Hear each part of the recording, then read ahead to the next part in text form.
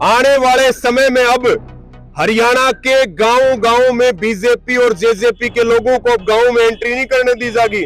और कोई जबरदस्ती करेगा तो वो अपनी हालत का खुद जिम्मेवार होगा। पूरी सरकार इस बात को कान खोल के सुन ले। शासन को कह रहे कि 6 तारीख से पहले बातचीत करके और जो मांग है पानी की 7 से 8 दिन की, ये कम से कम है, इसको पूरा कर दो, नहीं तो 6 तारीख को यहां रास्ता जाम होगा और एक बड़े आंदोलन की शुरुआत होगी। यहां पीछे ट्रैक्टरों का ड्रा निकाला, उसमें भी जम के जो है धांधली की, बीजेपी के लोगों को ट्रैक्टर बांट दिए। कोई तो कह रहा था कि ये पैसे खा गए ट्रैक्टर लेने के चक्कर में, भ्रष्टाचार करके। वार्ता का न्योता भेजा गया, न्योता भेज करके उनको बुलाया गया, लेकिन वार्ता नहीं की। इसलिए कॉल थी कि शांतिपूर्ण प्रदर्शन करते हुए हम चंडीगढ़ जाएंगे, सीएम आवास का घेराव करेंगे। लेकिन वहां बॉर्डर के ऊपर जिस तरह से खूनी संघर्ष वहां हुआ और निहत्थे लोगों के ऊपर 10-10 लोगों ने सिरों में लाठियां मारी हैं, टांगे तोड़ दी, हाथ तोड़ दिए, सिर फोड़ दिए। के हरियाणा देखने वाले सारे बड़े छोटे ने सलाम नमस्ते प्रणाम सत श्री अकाल। आपने बता दूं कई दिन आते सुंदर ब्रांच ने पे धरना चलने लग रहा है। आपने देखा होगा पीछे बहुत से नेता ने इनका समर्थन भी कराया। आज किसान नेता भी हमारे पास पूछे, रवि आजाद से, उनसे बात करेंगे किस तरह का समर्थन रहा, किस तरह की इन्होंने किसानों की जो आवाज उठाने का काम किया। बात करेंगे। सर आप कर नहीं पाए, किस तरह समर्थन? देखिए, हमारा काम ही धरने करना है, धरनों पे आना है, धरने चलाना है, उनका साथ देना। और हम क्या कोई मतलब दुकान थोड़ी चलाते हैं, कोई बिजनेस व्यापारी थोड़ी है। जहां भी अन्याय और शोषण होगा, जहां भी हक के लिए और हुकूमत के खिलाफ जो भी लड़ाई और आंदोलन होगा, हम उसमें सबसे आगे मिलेंगे। ये हमारी नैतिक जिम्मेदारी है। जी, किसानों के बारे में क्या कहेंगे? जब भी कोई भी आंदोलन करते हैं, जैसे आजकल बता रहे हैं कि भाई चंडीगढ़ में जो सरपंच थे उन्होंने विरोध किया, तो उन पर लाठीचार्ज किया, क्या होता है कि जब भी विरोध करते लाठियां मिलती है, क्या कहेंगे? बिल्कुल। आप देखिए कि लगातार एक हफ्ता भी नहीं बीता है, एक हफ्ते में तीसरा लाठीचार्ज हरियाणा में। और हरियाणा में सरकार कहां चल रही है? ये अघोषित इमरजेंसी है और हम इसकी निंदा तो करते ही है और सरकार को ये चेतावनी भी देते हैं। यहां भी किसानों से बात कर रहे थे कि वहां सरपंचों के ऊपर कल जो लाठीचार्ज हुआ है, वाटर कैनन, आंसू गैस के गोले, सैकड़ों सरपंचों को गंभीर चोटें आई हैं। पीजीआई में कुछ की हालत अब भी नाजुक बनी हुई है।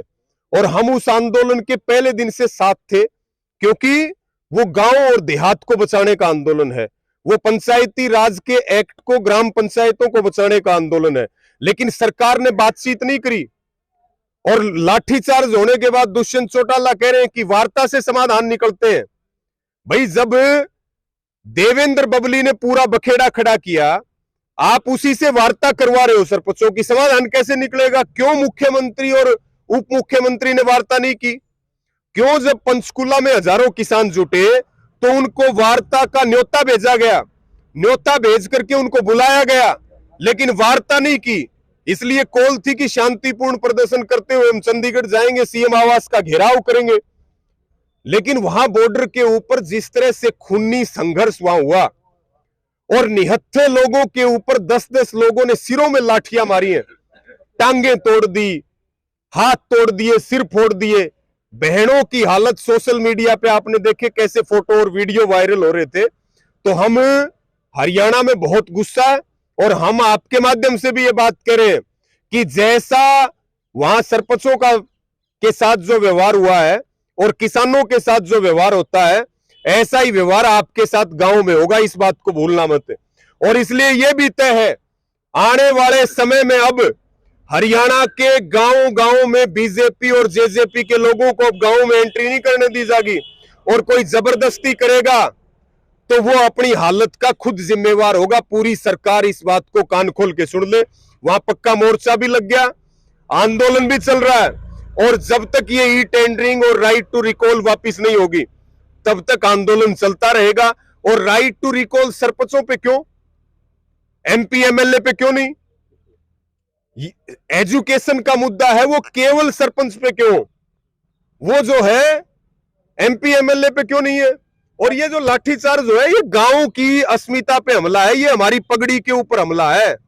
और पगड़ी पे जो हमला होता है उसके लिए हम जान भी दे सकते हैं। पगड़ी से बड़ा हमारे लिए कोई सम्मान नहीं है, हमारे गांव का अपमान है। बात अगर इस धरने की करें तो बताया जा रहा है कि पीछे पहले महीने में 15 दिन पानी आता था, लेकिन अब किसानों ने क्या बताया कि कितना पानी मिलता है? देखिए, अभी एक हफ्ते ये सरकार जब से आई तो लगभग एक हफ्ते शुरू में पानी मिला करता, और वो भी पूरा पानी नहीं मिला करता। मेरे हिसाब में टेल तक तो पानी जाता ही नहीं। लेकिन अब लंबे समय से वो 1-1.5 दिन हफ्ते के पहले चलता है, हफ्ते की शुरुआत में, और 1-1.5 दिन जो है वो हफ्ते के लास्ट में चलता है। दिन और लास्ट दिन किसान की फसल बर्बाद हो रही है, कुछ गांवों में तो पीने के पानी का संकट हो रहा है। तो ये बड़ी जायज लड़ाई है, और 45 से ज्यादा गांव इसमें प्रभावित हो रहे हैं। लेकिन कोई अधिकारी बात नहीं सुन रहा, कोई प्रतिनिधि बात नहीं सुन रहा, कोई सरकार बात नहीं सुन रही है। तो भाई फिर हम तो मरे पड़े। आंदोलन चलेगा और खूब मजबूती से चलेगा, लेकिन अगर हम मरेंगे तो जो हमारे वोट लेकर के और सरकारों में बैठने उनको भी नहीं देंगे, सड़क पे खींच के लाएंगे। वो ताकत भी हमारे अंदर है। और 6 तारीख की खोल दी है इन्होंने रास्ता। हम तो आपके माध्यम से सरकार प्रशासन को कह रहे कि 6 तारीख से पहले बातचीत करके, और जो मांग है पानी की 7 से 8 दिन की, ये कम से कम है, इसको पूरा कर दो। नहीं तो 6 तारीख को यहां रास्ता जाम होगा और एक बड़े आंदोलन की शुरुआत होगी। जी, आपकी जो यूनियन है वो किस स्तर पर मान्य है इसके साथ? हमारी कोई यूनियन नहीं है। हमारी कोई यूनियन जो है वो किसानों की है, यूनियन नौजवानों की है। हम तो इस यूनियन के कार्यकर्ता हैं, और ये जितने किसान नौजवान खड़े, ये इनका अपना संगठन है, और ये हमारा कुनबा है। हम सब मिलकर के लड़ाई लड़ते हैं। यहाँ तेरी मेरी कोई लड़ाई नहीं, यहाँ लड़ाई है अपने हकों की, अपनी जमीन की, अपनी खेती और किसानी को बचाने की। पीछे कृषि मंत्री आए थे और उन्होंने आश्वासन दिया था कि पानी चलता रहेगा, लेकिन जैसे कृषि मंत्री वहां से निकले पीछे से पानी बंद कर दिया। कृषि मंत्री रोज आड़ा अंड है, आज लुआ बैल मारा है, ठीक है। कृषि मंत्री रोज यहीं घूमे, लेकिन समाधान क्या है?